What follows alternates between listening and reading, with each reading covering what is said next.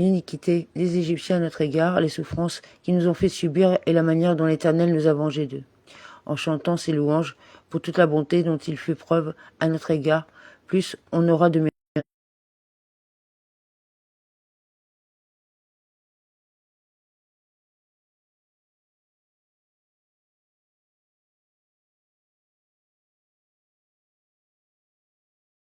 de la sortie d'Égypte depuis le premier jour du mois de Nissan. C'est pourquoi la Torah précise ce jour-là.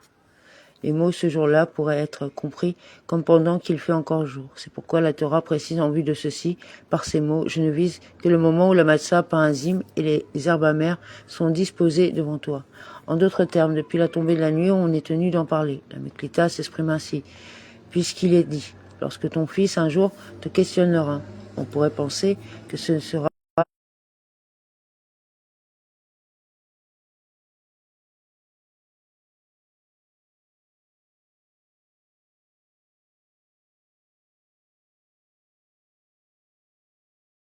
qu'à celui qui a un fils avec lui.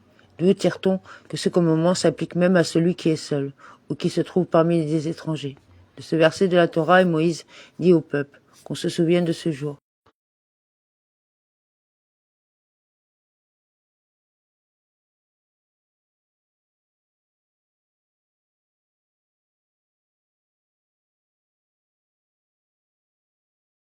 À ce commandement ont été expliqués à la fin du traité Pessarim. Commandement positif numéro 170. Il s'agit du commandement qui nous a été enjoint d'écouter le son du chauffard le premier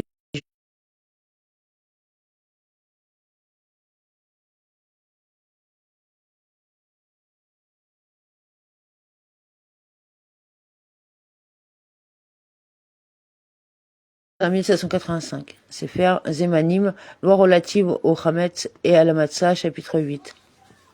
1. Lors de la réalisation de ces commandements, la consommation de l'agneau pascal, du pain azim et des herbes amères la nuit du 15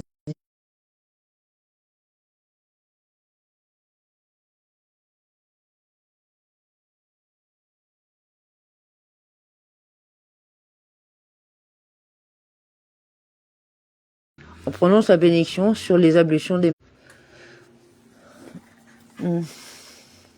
3. De nos jours, après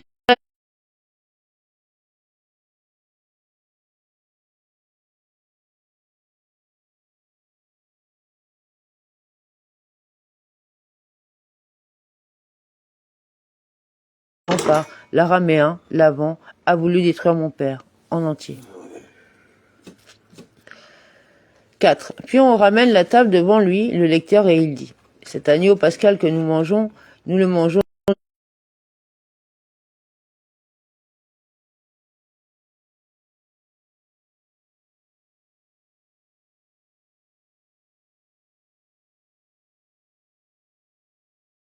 Azim avec la main et dit, ce pain azim que nous mangeons, nous le mangeons du fait que la pâte de nos pères n'avait pas eu le temps de lever alors que le Saint béni soit-il s'est révélé à eux et les a délivrés immédiatement, comme il est dit. Ils cuisirent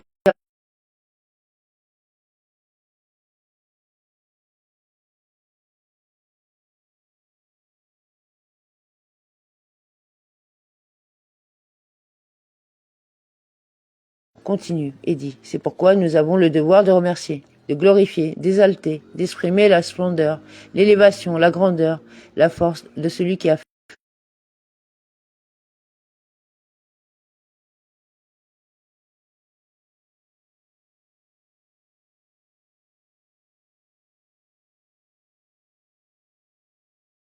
délivré nos ancêtres d'Égypte, qui nous a amenés à cette nuit, pour y manger du pain azim et des herbes amères. Et de nos jours, après la destruction du temple, il ajoute ainsi que l'Éternel notre Dieu est Dieu de nos pères,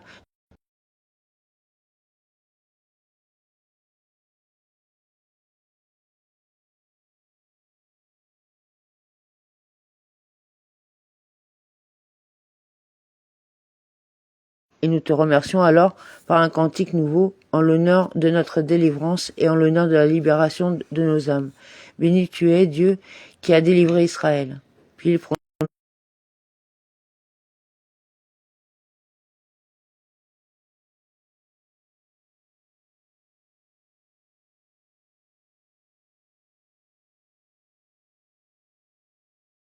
en coupe l'une d'entre elles, pose le morceau sur celle qui est entièrement et prononce la bénédiction qui fait sortir le pain de la terre. Et pourquoi ne prononce-t-il pas la bénédiction sur 2 pains entiers comme les autres jours de fête? Parce qu'il est dit à propos du pain azime que c'est un pain de pauvreté.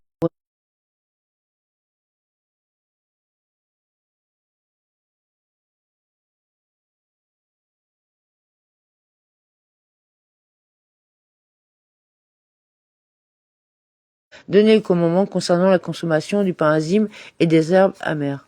Et il les mange. Et s'il mange le pain azime à part et les herbes amères à part, il prononce la bénédiction spécifique de l'un et la bénédiction spécifique.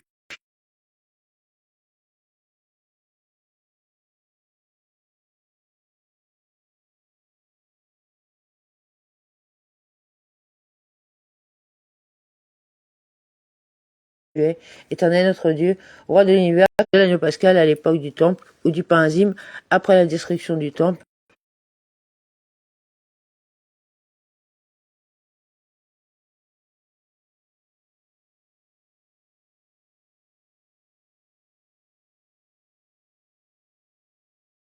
Devant la bénédiction sur le champ qui est la suivante. Que te bénisse Dieu, toutes tes créatures, etc. Prononce la bénédiction qui crée le fruit de la vigne et ne mange rien après durant toute la nuit, si ce n'est de l'eau. Et il peut remplir une 5e coupe de vin et prononcer dessus le grand.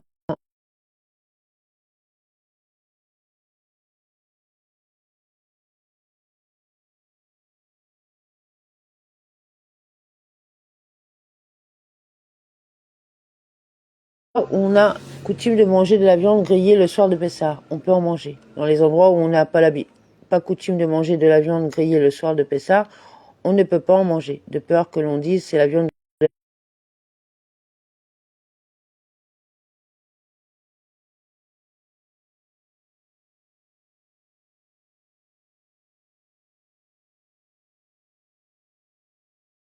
Rattaché au corps de l'agneau. Cela est permis de le manger alors que le temple est détruit à l'endroit où on l'a pris coutume de manger de la viande grillée le soir de Pessah.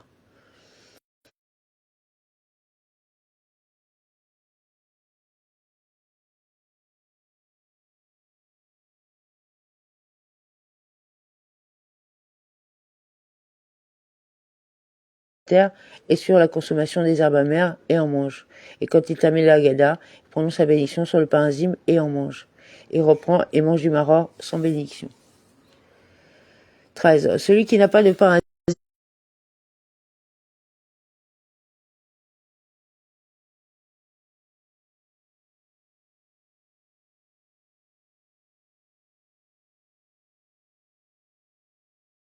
ne doit pas manger à nouveau. Les membres d'une assemblée dont une partie s'est endormie au milieu du repas, ces derniers qui se sont endormis peuvent manger à nouveau.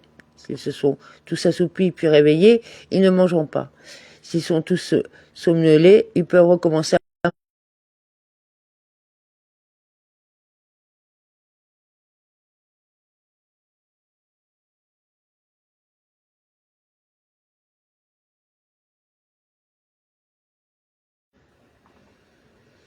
Alors, d'autres endroits extérieurs au temple, on ne sonne à Rosh Hashanah qu'avec un chauffard.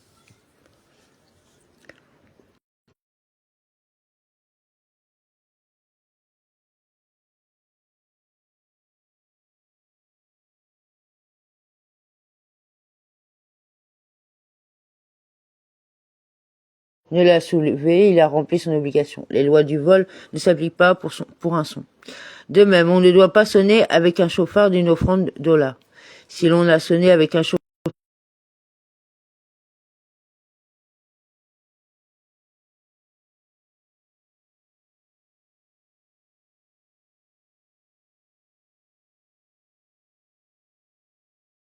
pour la mitzvah. 4. On ne doit pas profaner le jour de la fête pour sonner le chauffard Rosh Hashanah, même transgresser ce qui relève des Shvut. Comment cela s'applique-t-il Si un chauffard se trouve en haut d'un arbre ou de l'autre côté d'un fleuve et qu'on n'a pas d'autre chauffard que celui-ci, on ne doit pas monter sur l'arbre ou nager dans l'eau pour le prendre. Il est inutile de dire qu'on ne doit pas le couper le chauffard ou réaliser un travail interdit pour confectionner un chauffard.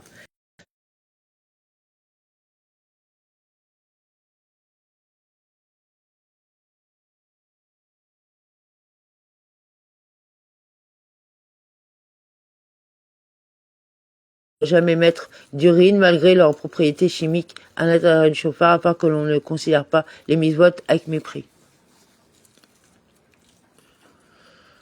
Ouais.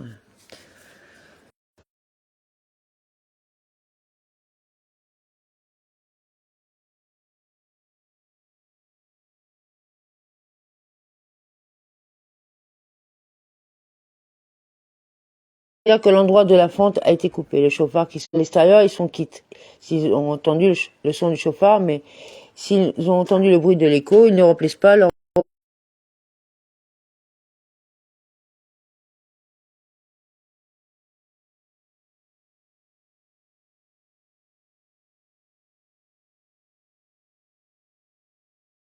les Lévites, les Israël, les convertis et les esclaves libérés. Par contre, les femmes, les esclaves et les enfants n'y sont pas astreints. Celui qui est à moitié esclave est à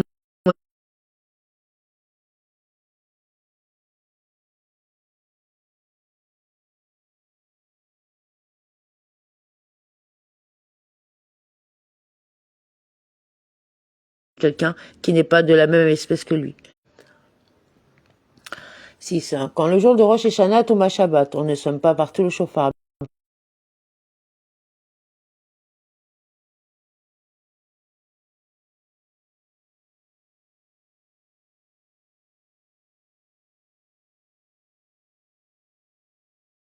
Le domaine public et qu'on le déplace d'un domaine à un autre. On en viendrait alors à réaliser un interdit passif de lapidation, car tout le monde est astreint à la mitzvah de sonner le chauffard, mais tous ne savent pas sonner comme il se doit. 7.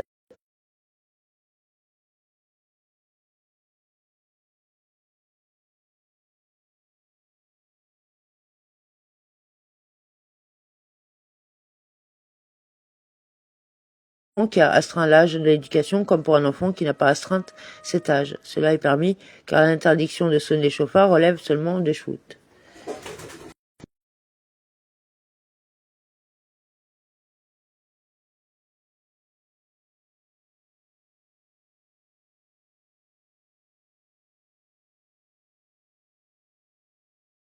Qui se trouvait à Jérusalem, mais chaque ville située dans les limites extérieures de Jérusalem, de laquelle on pouvait voir Jérusalem, c'est-à-dire qui ne se trouvait pas dans un oued, et de laquelle on pouvait entendre le son du chauffard sonner à Jérusalem, c'est-à-dire qui ne se trouvait pas sur le sommet d'une montagne.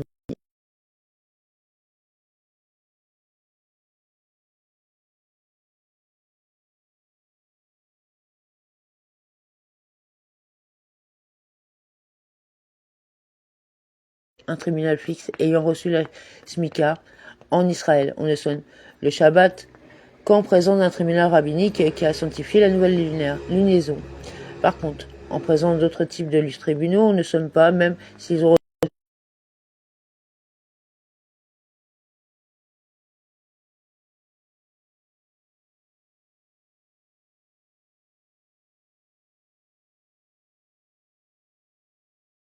le tribunal. Parce que le tribunal est minutieux quant à l'observance des commandements, ceux qui sonnent le chauffard ne le transporteront dans le domaine public en leur présence, car le tribunal met en